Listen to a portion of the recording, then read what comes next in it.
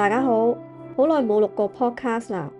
最近因為重投職場做返老本行，所以同大家分享一下最近我嘅一份新工。其實呢份工啱啱開始咗唔夠一個月，但係已經有啲感受，想同大家分享一下。首先要講嘅係公司文化真係好好，公司嘅理念我都好 buy 嘅。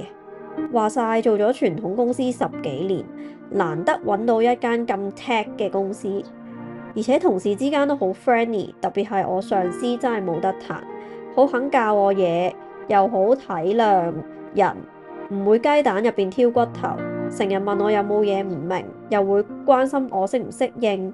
佢自己亦都會講，可能有啲嘢佢自己講得唔清楚，唔會所有嘢都怪責晒落我身上。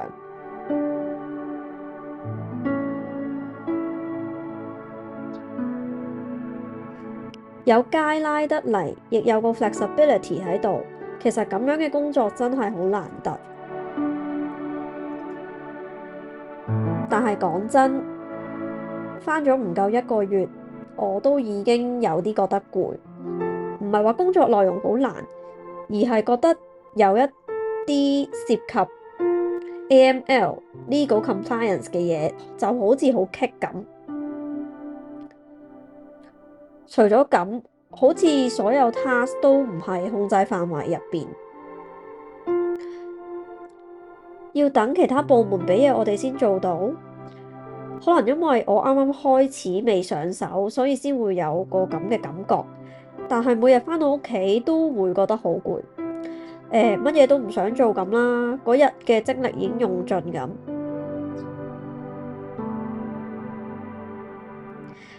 我知道好多人都會話，唉，啱啱開始做嘢係咁噶啦，捱過咗就冇事噶啦。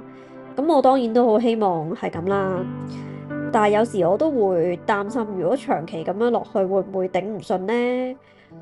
因為其實我好中意呢間公司嘅文化同理念啦，啲同事亦都唔差，我唔想因為咁樣而放棄嘅。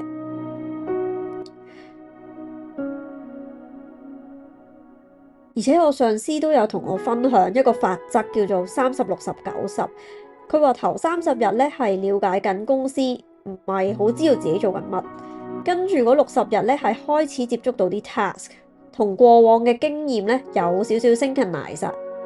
最後嗰90日咧就會發現，原來過往嘅經驗咧係可以 apply 到喺工作上面，掌握到技巧，令到啲嘢係好 smooth 嘅。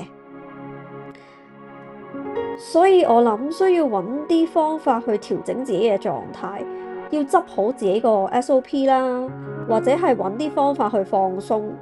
無論點，我都會努力去適應呢份工嘅，希望可以喺度做得長長久久啦。而且公司理念真係好唔錯，我覺得喺我呢一個行業係好難得嘅。好啦，今日分享到呢度先啦。如果你哋有咩建議呢，都方便大家留言同我講，分享下大家工作點滴啦，大家共勉之啊！